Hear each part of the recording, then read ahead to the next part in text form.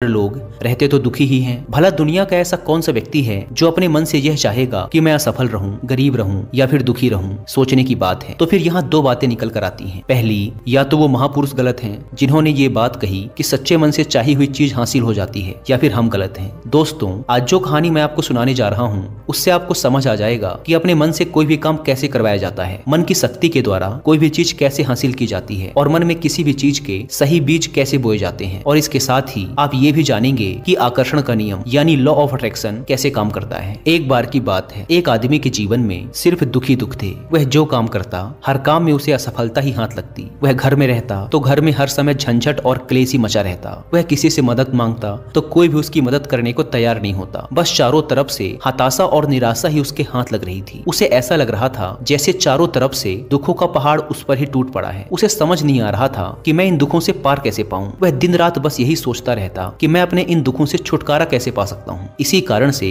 वह रात में ठीक से सो भी नहीं पाता था। उसकी आंखों के नीचे बड़े बड़े काले घेरे बन गए थे और बाल भी झड़ने लगे थे। हर समय चिंता करने की वजह से उसका स्वभाव काफी चिड़चिड़ा और शरीर बहुत कमजोर हो गया था। कभी कभी तो उसके मन में आत्महत्या करने के विचार भी आते थे, लेकिन अपने परिवार के बारे में सोचकर वह यह कदम नहीं उठा पाता था। अपनी परेशानियों से वह इतना परेशान हो चुका था कि उसने एक दिन यह निर्णय किया कि वह अपने इन सभी दुखों से छुटकारा पाकर ही रहेगा, चाहे इसके लिए उसे कुछ भी करना पड़े, कितनी ही मेहनत करनी पड़े वह करेगा, लेकिन अपने दुखों से छुटकारा पाकर ही रहेगा। इसी विचार के साथ एक दिन उसने अपने एक मित्र से पूछा कि मैं अपने जीवन को खुशहाल कैसे बना सकता हूँ। उसके मित्र ने सुझाव दिया कि तुम किसी बाबा के पास जाओ। बाबाओं के पास ऐसा मंत्र होता है जिससे सारे दुख खत्म हो जाते हैं और जीवन खुशियों से भर जाता है। वह धन संपदा भी हासिल हो जाती है। बस तुम किसी ऐसे बाबा को ढूंढ लो और तुम्हारा काम हो जाएगा। उस आदमी के मन में यह बात अंदर तक बैठ गई कि अब कोई बाबा ही मेरी समस्याओं का समाधान कर सकता है। इसीलिए अब से उसे जिस भी बाबा के बारे में पता चलता वह उसके पास पहुंच जाता और अपनी सारी समस्या बताकर उसका समाधान पूछता और कहता,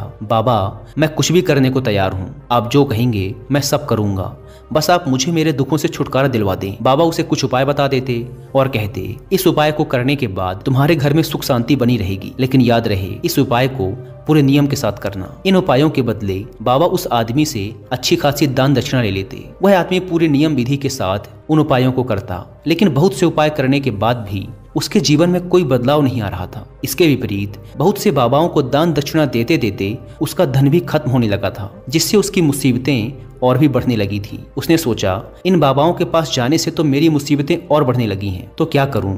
इन बाबाओं के पास जाऊं या इनके पास जाना ही बंद कर दूं? फिर एक दिन उसे एक आदमी ने सलाह दी कि तुम अपने घर में किसी अच्छे पंडित को बुलवाकर हवन करवाओ, पूरे विधि विधान से मंत्रोच्चारण करवाओ। इससे घर में जो भी नकारात्मक ऊर्जा होगी वह भाग जाएगी और घर में सुख शांति आएगी। उस आदमी के दिमाग में यह बात अच्छे से बैठ गई और उसने एक पंडित को अपने घर बुलवाकर हवन करवा लिया। हवन अच्छी तरह से संपन्न हुआ और उस व्यक्ति ने पंडित को अच्छी खासी दान दक्षिणा देकर खुशी खुशी अपने घर से विदा किया। हवन करने के कुछ महीने बाद तक उसके घर में सब कुछ ठीक चल रहा था। घर में सुख शांति भी बनी रही और उसके छोटे छोटे रुके हुए काम भी पूरे होने लगे। लेकिन कुछ महीनों बाद फिर से वही पुरानी वाली स्थिति वापस लौट आई। उस व्यक्ति को महसूस हुआ कि उसके जीवन में अब भी कोई महत्वपूर्ण बदलाव नहीं आया है। अब वह आदमी पूरी तरह से दुखी हो गया, पहले से भी ज्यादा परेशान रहने लगा। अब तो उसे लगने लगा था कि मेरे जीवन से दुख कभी खत्म ही नहीं होंगे। यही सब सोच सोचकर उसका बुरा हाल हो गया था। फिर एक दिन उसे अपने मित्र से एक ऐसे बाबा के बारे में पता चला जो समाधान बताने के बदले कोई दान दक्षिणा नहीं लेते। उस व्यक्ति ने सोचा, यह बाबा तो दूसरे बाबाओं से अलग हैं, क्योंकि यह तो कोई दान दक्षिणा ही नहीं लेते, और अगर यह कोई दान दक्षिणा नहीं लेते तो जरूर ये कोई सिद्ध बाबा ही होंगे। यही सोचकर वह उन बाबा के पास पहुंच जाता है। वहां पहुंचकर वह देखता है कि बाबा ध्यान कर रहे हैं, इसीलिए वह वहीं चुपचाप बैठकर बाबा के ध्यान से बाहर निकलने का इंतजार करने लगता है। थोड़ी ही देर में बाबा की आंखें खुलती हैं और वो अपने सामने एक दुखी और परेशान व्यक्ति को बैठा पाते हैं। व्यक्ति की शारीरिक और मानसिक हालत को देखकर बाबा को यह समझते देर नहीं लगी कि यह व्यक्ति अपने जीवन से कितना परेशान है। बाबा ने उसे संबोधित करते हुए कहा, बच्चा बाबा के पास कौन सी समस्या लेकर आए हो, किस बात से परेशान हो तुम? उस व्यक्ति ने कहा, बाबा मैं अपने जीवन के दुखों से बहुत ज्यादा परेशान हूँ। मैंने अपने दुखों को कम करने का बहुत प्रयास किया, हर वो काम किया जो किसी बाबा ने मुझसे करने को कहा, हर वो तरकीब अपनाई जो किसी व्यक्ति ने मुझसे कही, लेकिन मेरे जीवन के दुखों में कोई कमी नहीं आई। इसके विपरीत मेरे दुखों में और बढ़ोतरी हो गई। बाबा मुझे समझ नहीं आ रहा कि मैं क्या करूं। कभी कभी तो लगता है कि आत्महत्या कर लूं, लेकिन अपने परिवार के बारे में सोचकर यह कदम नहीं उठा पाता। बाबा मैंने आपके बारे में बहुत सुना है और बहुत उम्मीद के साथ आपके पास आया हूँ। कृपया मुझे कोई ऐसा तरीका बताएं जिससे मुझे अपने दुखों से छुटकारा मिल जाए। मैं अपने दुखों से छुटकारा पाने के लिए कुछ भी करने को तैयार हूँ। आप मुझे कोई भी रास्ता बताएं, चाहे वह रास्ता कितना भी कठिन क्यों ना हो, मैं उसे पार करके रहूंगा। बाबा ने महसूस किया कि ये आदमी तो सच में बहुत परेशान है। बाबा ने उसकी बात सुनकर कहा कि बच्चा, दुखों को दूर करने के लिए मंत्र ऐसे ही नहीं मिल जाते, उन्हें पाने के लिए कुछ करना पड़ता है।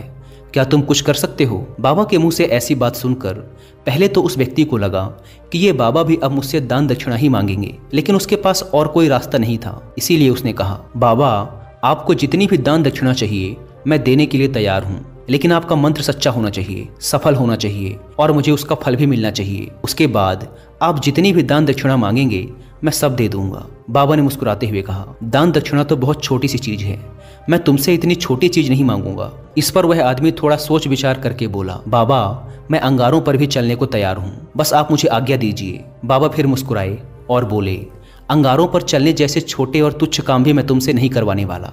मैं जो तुमसे करवाने वाला हूँ वह एक बहुत कठिन मंत्र है, क्या तुम उसे पूरा कर पाओगे? उस आदमी ने कहा, बाबा, आप मुझे बताइए तो सही कि करना क्या है, मैं कुछ भी करने को तैयार हूँ। तब बाबा ने कहा, जब तुम यहाँ से अपने घर वापस जाओ तो रास्ते भर अपने मन में यह दोहराते हुए जाना कि मैं सुखी हूँ, मैं सुखी हूँ, मैं सुखी हूँ। बार बार अपने मन में इसी मंत्र को दोहराना, लेकिन याद रहे यह मंत्र जुबान में नहीं आना चाहिए, सिर्फ मन में ही इसे दोहराना है। यह सुन वह व्यक्ति बोला, बाबा, बस इतनी सी बात, यह काम तो मैं चुटकी बजाते कर लूंगा, लेकिन इन शब्दों को दोहराने से होगा क्या? बाबा ने कहा, बस तुम इस मंत्र को पूरा करो, वैसे भी तुमने कई बाबाओं के मंत्र किए हैं, तो इस मंत्र को भी करके देख लो। उस आदमी ने सोचा, बाबा कोई दान दक्षिणा तो ले नहीं रहे और वैसे भी यह कितना आसान सा मंत्र है, मैं इसे पूरा कर ही लूंगा, तो फिर एक बार करके देखने में क्या हर्ज। उसने कहा, ठीक है बाबा, मैं इस मंत्र को जरूर पूरा करूंगा। यह कहकर वह वहां से चलने लगा, लेकिन जैसे ही वह चला पीछे से बाबा की आवाज आई कि बच्चा, एक बात याद रखना, जब तुम यह मंत्र अपने मन में दोहराओ तो तुम्हारे मन में बंदर का विचार नहीं आना चाहिए, बंदर का ख्याल भी नहीं आना चाहिए, तभी यह मंत्र सिद्ध होगा। वह आदमी बोला, मुझे तो आज तक बंदर का विचार नहीं आया, तो फिर आज क्यों आएगा? आप चिंता मत कीजिए बाबा, मैं अपने मन में सिर्फ यही दोहराऊंगा कि मैं सुखी हूँ, मैं सुखी हूँ, इसके अलावा बंदर का कोई भी विचार मेरे मन में नहीं आएगा। इतना कहकर वह आदमी वहां से चल देता है। अपने मन में मैं सुखी हूँ, मैं सुखी हूँ यह दोहराता हुआ कुछ ही दूर चला था कि उसके मन में अचानक ही बंदर का विचार आ गया। बंदर का विचार आया और चला भी गया। वह आदमी सोचने लगा कि आज तक तो मेरे मन में बंदर का कोई विचार नहीं आया, फिर आज ही क्यों बंदर का विचार आया? ऐसे सोचते हुए उसने उस बंदर के विचार को ही पकड़ लिया। वह बंदर के बारे में ही सोचने लगा। वह भूल गया कि वह तो मंत्र दोहरा रहा था। जब थोड़ी देर बाद उसे याद आया तो वो फिर वही मंत्र दोहराने लगा जो बाबा ने उसे बताया था कि मैं सुखी हूँ, मैं सुखी हूँ। लेकिन कुछ ही दूर चलने के बाद उसे रास्ते में अचानक एक बंदर दिखाई पड़ा और उसके मन में फिर से बंदर का विचार आ गया। वह इस बंदर के विचार को अपने मन से बाहर निकालने का प्रयास करने लगा। वह प्रयास करने लगा कि उसके मन में बंदर का कोई भी विचार न आए। वह अपने विचारों से ही लड़ने लगा और इसी उधेड़ बुन के साथ वह घर पहुंचा। घर पहुंचने के बाद उसने अपनी पत्नी से कहा, ए बंदरिया, मुझे खाने में बंदर परोस दो। और जब उसे एहसास हुआ कि उसने क्या बोल दिया है तो वह अपने बाल नोचने लगा, दीवार पर सर पटकने लगा कि आज तक मुझे बंदर का कोई विचार नहीं आया, लेकिन आज मुझे यह क्या हो गया है? हर जगह बंदर ही बंदर क्यों दिखाई पड़ रहे हैं? यह कैसी माया है? यही सब सोच सोच कर वह आदमी रात भर सो नहीं पाया। पूरी रात करवटें बदलता रहा और जैसे ही सुबह हुई वह सीधे उन बाबा के पास पहुंच गया और उनके चरणों में गिरकर बोला, बाबा, पता नहीं क्या चमत्कार हो रहा है, आज तक मुझे बंदर का कोई विचार नहीं आया, लेकिन कल से जब से आपने ये कहा कि मन में बंदर का विचार नहीं आना चाहिए, तब से मुझे हर जगह बंदर ही बंदर दिखाई दे रहे हैं। आदमी ने कहा, बाबा, मुझे तो आपके पीछे भी एक बंदर पेड़ पर बैठकर केले खाता हुआ दिखाई दे रहा है। बाबा, मेरे साथ ये हो क्या रहा है? उस आदमी की यह बात सुन बाबा हंसने लगे और बोले, बच्चा, मन का जाल एक ऐसा जाल है जिसे समझ पाना इतना आसान नहीं है। यह बंदर तो तुम्हारे रास्ते पर तब भी पड़े थे जब तुम पहली बार मेरे पास आए थे, तब भी ये बंदर इन्हीं पेड़ों पर घूम रहे थे, लेकिन तब तुम्हारे ध्यान में यह बंदर नहीं आए क्योंकि तब तुम्हारा ध्यान तुम्हारे दुखों पर था। बाबा ने उस आदमी को समझाते हुए कहा, बच्चा, हम जिस भी चीज से दूर भागना चाहते हैं वही चीज हमारे मन में बहुत गहराई से बैठ जाती है, वह हमारे अंतर मन में समा जाती है। वास्तव में हम जिस किसी भी चीज से छुटकारा पाना चाहते हैं, हम उससे छुटकारा इसीलिए पाना चाहते हैं क्योंकि वह चीज हमसे बहुत गहराई से जुड़ चुकी है, और हम जितना ही उससे छुटकारा पाना चाहते हैं वह उतनी ही गहराई से हमारे मन में बैठती चली जाती है और अंततः हमारे अंतर मन में छा जाती है। ऊपर से तो हम सभी चाहते हैं सुखी होना और हमारे होंठ भी यही बोलते हैं कि मैं सुखी हूँ, मैं सुखी हूँ, लेकिन हमारे अंतर मन में दुख होते हैं। हमारे विचारों में, हमारे मन में हमें दुखी दिखाई देते हैं। हम अंदर से दुख के विचार ही पैदा कर रहे होते हैं। इसीलिए सिर्फ मुंह से यह बोलने से कि मैं सुखी हूँ, मैं सुखी हूँ, हम सुखी नहीं होने वाले जब तक इस मंत्र का हमारे अंतर मन में प्रवेश नहीं होता और हम अंदर से सुख के विचार पैदा नहीं करते। यह सुन आदमी ने पूछा, लेकिन बाबा इस मंत्र का हमारे मन में प्रवेश कैसे होगा? यह कैसे हमारी अंतरात्मा में बैठेगा?